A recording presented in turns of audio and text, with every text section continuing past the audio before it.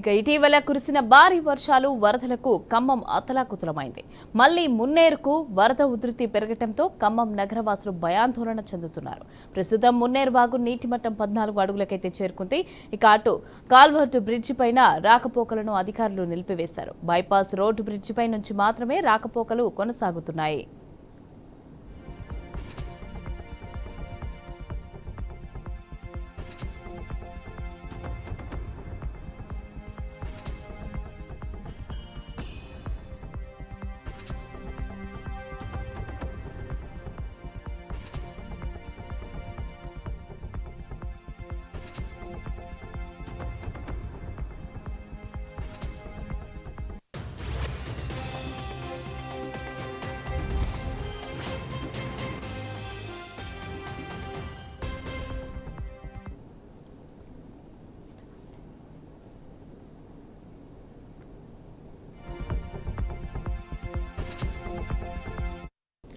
ఇక ఇటీవల కురిసిన భారీ వర్షాలు వరదలకు ఖమ్మం అతలాకుతలమైంది. ఇక మళ్లీ మున్నేరుకు వరద ఉధృతి పెరగడంతో ఖమ్మం నగరవాసులైతే భయాందోళన వ్యక్తం చేస్తున్నారు.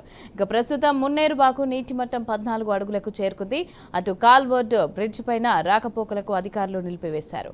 బైపాస్ రోడ్ బ్రిడ్జి పై నుంచి మాత్రమే రాకపోకలైతే కొనసాగుతున్నాయి. ఇక దీనికి సంబంధించిన పూర్తి డీటెయిల్స్ మా ప్రతినిధి శ్రీధర్ అందిస్తారు. శ్రీధర్,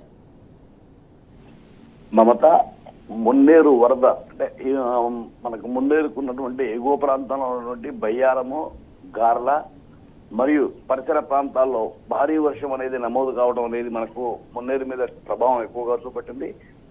నిన్న సాయంత్రం 4 గంటల వరకు మనకున్న అంచనా ప్రకారం 8 అడుగులు ఉన్నటువంటి మున్నేరు మాకు రాత్రి 10 గంటల వరకు 12 అడుగులకు వచ్చేసింది.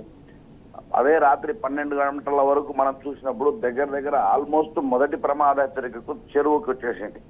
అంటే ఇప్పుడు ఈ రోజు ఉదయం 5 గంటల వరకు నాకు తెలిసి ఇంకొక గంటలో మనకు మొదటి ప్రమాద హెచ్చరిక అంటే 16 అడుగులకు చేరేటువంటి అవకాశం ఉంది. ఇప్పుడు అధికారికంగా జలవనరుల శాఖ ఇచ్చినటువంటి నివేదిక ప్రకారం 15.80 అడుగులకు చేరింది. అంటే మొత్తం మీద చూస్తున్నప్పుడు గతంలో చేసినటువంటి లోపాలు అంటే గత వరదల్లో చేసినటువంటి లోపాలను సవరించడానికి అధికారులు చాలా అప్రమత్తమయ్యారని చెప్పుకోవచ్చు. ఎందుకంటే మొన్న వరదల్లో ఈ యొక్క అధికారుల యొక్క హెచ్చరికలు లేకపోవడం, వాళ్ళు పట్టించుకోకపోవడం వలన అపారమైనటువంటి ఆస్తి నష్టం జరిగిందని కూడా మనం చెప్పుకోవచ్చు.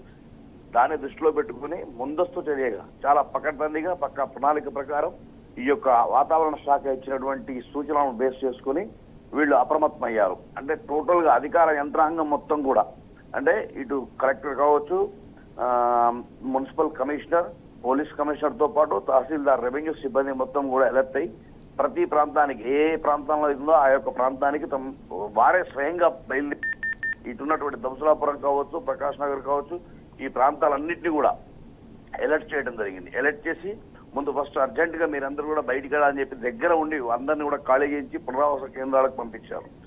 దీంతో పాటు అధికారులతో పాటు ప్రజాప్రతినిధులు రాత్రి 12 గంటలకు ఉప ముఖ్యమంత్రి బట్టి విక్రమార్క స్వయంగా నగరంలో సంచరిస్తూ నగరంలోని పునరావాస కేంద్రాలైనటువంటి స్వర్ణభారతి కావచ్చు, దంసులాపురంలో ఉన్నటువంటి క్రీడా ప్రాంగణం, పబ్లిక్ స్కూల్ కావచ్చు, వీటిని సందర్శించి వాళ్ళకు అందుతున్నటువంటి అవసరాలు మొత్తం కూడా తెలుసుకోవడం జరిగింది. అంటే నాయకుడు అనేవాడు లోకల్ ఉండేసరికి అధికారులు కూడా అలర్ట్ అయ్యారని చెప్పుకోవచ్చు. వాస్తవంగా రాత్రి 1 గంట వరకు ర్యాపిడ్ గా పెరిగినటువంటి యొక్క మున్నేరు అనేది కొద్దిగా దాని యొక్క తీవ్రత తగ్గిందని చెప్పుకోవచ్చు. ఎందుకంటే ఇప్పుడు జస్ట్ 15.8 ఉదయం 5 గంటల వరకు ఉందని మనం చెప్పుకోవచ్చు. అయితే కలెక్టర్ మాత్రము తన యొక్క సిబ్బందికి తీవ్రమైనటువంటి హెచ్చరికతో కూడినటువంటి వార్నింగ్ కూడా ఇవ్వడం జరిగింది. ఎందుకంటే మొత్తము ఉన్న జిల్లాలో ఉన్నటువంటి 589 మంది సెక్రటరీలు కూడా ఎక్కడికక్కడ వాళ్ళు గ్రామాల్లోనే ఉండాలి. ఏ గ్రామంలో చెరువులు తెగుతున్నాయి, ఏ గ్రామంలో ఎక్కువ వర్షం పడింది, ఆ విషయాలు మొత్తం కూడా వెంటనే తహసీల్దార్ టు కలెక్టర్ అంటే ఈ యొక్క రిపోర్ట్ కనుక వస్తే దాన్ని బేస్ చేసుకుని ఏ ప్రాంతంకు హెవీగా మనకు అవకాశం ఉంటుందని చూసుకోవచ్చు. ఎందుకంటే గతంలో మనం చూసాము రెస్క్యూ ఆపరేషన్స్ అనవసరంగా చిక్కుకొని ప్రజలందరూ కూడా మున్నేరు వచ్చేసరికి చూస్తామని చెప్పి పైకి రావడం ఇటువంటి జరిగాయి. కాబట్టి అటువంటి అవకాశాలు ఇవ్వద్దు. అప్పుడు మనకు లేట్ గా ఇన్ఫర్మేషన్ వచ్చింది, ఇప్పుడు ముందే ఇన్ఫర్మేషన్ వచ్చింది కాబట్టి ఆ మున్నేరు ప్రాంతానికి ఎవరికి పోకుండా కూడా చేయడం జరిగింది. మన దగ్గర కూడా మున్నేరు కాలువడ్లో ఉండే బ్రిడ్జిని బ్లాక్ చేసేశారు. అంటే ఒక తడగిరి దగ్గర బ్రిడ్జి మాత్రమే ఓపెన్ చేశారు. ఆల్రెడీ ప్రకాష్ నగర్ మనం దాన్ని బంద్ చేశారు, రాకపోకలు బంద్ చేశారు.